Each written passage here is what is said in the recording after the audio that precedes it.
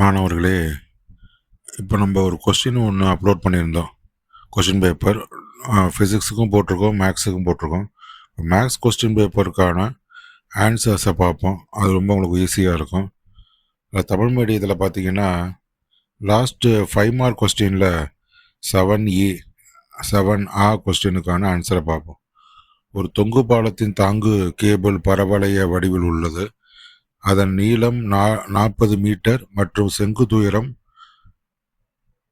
10 metre எனில் மையத்திலிருந்து 10 metre தொலைவில் உள்ள செங்குத்து கேபிளின் நீளத்தை காண்க அப்படின்னு சொல்லி கேட்டிருக்காங்க. பரவளையத்தின் சமன்பாட்டை அமைத்தல்.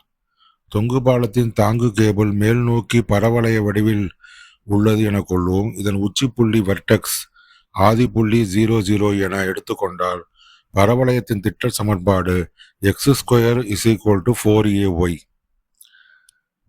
ஆஃப்செட்ஸை பிரதியிடுதல். பாலத்தின் மொத்த நீளம் இடைவெளி 40 மீட்டர் எனில் மையத்திலிருந்து இருபுறமும் தலா 20 மீட்டர் தூரம் இருக்கும். எனவே கேபிளின் முனைப்புள்ளிகள் +−20, 10 ஆகும். கொடுக்கப்பட்ட தகவலின்படி x=20 எனில் x=20 எனில் y=10 ஆகும். இதனை சமன்பாட்டில் பிரதியிட 20² = 4a10 400 40a, that is a = 400/40 10. பரவளைய சமன்பாடு. a-இன் மதிப்பை சமன்பாட்டில் பிரதியிட பரவளையத்தின் சமன்பாடு x= 4 × 10 × y that is x² = 40y. கேபிளின் நீளத்தை கண்டறிதல். மையத்திலிருந்து 10 மீட்டர் தொலைவில் உள்ள செங்குத்து கேபிளின் நீளத்தை காண வேண்டும். அதாவது x= 10 எனில் y-இன் மதிப்பை கண்டறிய வேண்டும். 10² = 40y, 100 = 40y, y = 100/40 10/4 = 2.5. மையத்திலிருந்து 10 மீட்டர் தொலைவில் உள்ள செங்குத்து கேபிளின் நீளம் 2.5 மீட்டர் ஆகும். ஸோ இது 7A ஆன்சர். அடுத்தது நம்ம 7B ஆன்சரை பார்க்க போகிறோம்.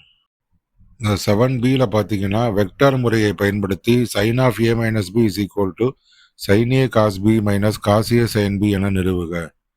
இது கேட்கப்பட்டிருக்கு. தீர்வு. அலகு வெக்டார்களை வரையறுத்தல். x மற்றும் y அச்சுக்களின் திசைகளில் வெக்டார்கள் முறையை i மற்றும் j என்க. மூலப்புள்ளியை பொறுத்து திருப்பு தளத்தில் உள்ள ஓர் அலகு வட்டம் ஒன்றை யூனிட் சர்க்கிள் கருதுவோம். ஆதி புள்ளியிலிருந்து x அச்சுடன் முறையே a மற்றும் b கோணங்களை ஏற்படுத்தும் ஓர அலகு வெக்டர்களை a மற்றும் b என்க. வெக்டர்களின் கூறுகள் காம்போனன்ட்ஸ். வெக்டர் a இன் சமன்பாடு a = cos ai + sin aj. Vector b இன் சமன்பாடு b = cos bi + sin bj. இங்கு வெக்டார்கள் a மற்றும் b இடையே உள்ள கோணம் a - b ஆகும். மேலும் இவ்வெக்டர்கள் வலஞ்சோடியாகவோ அல்லது இடஞ்சோடியாகவோ அமையும் போது குறுங்கோணம் a - b என கொள்ளலாம். திசையிலி பெருக்கல் டாட் ப்ராடக்ட். வரையறைப்படி இரு வெக்டார்களின் திசையிலி பெருக்கல் a.b = determinant a determinant b cos a - b. a மற்றும் b என்பவை ஓர அலகு வெக்டர்கள் என்பதால் determinant a = 1 மற்றும் determinant b = 1 ஆகும். a.b = 1 1 cos a - b cos of a - b, that is first arrived solution. கூறு வழி பெருக்கல் கார்ட்டீசியன் டாட் ப்ராடக்ட். கூறுகளை பயன்படுத்தி திசையிலி பெருக்கல் காண.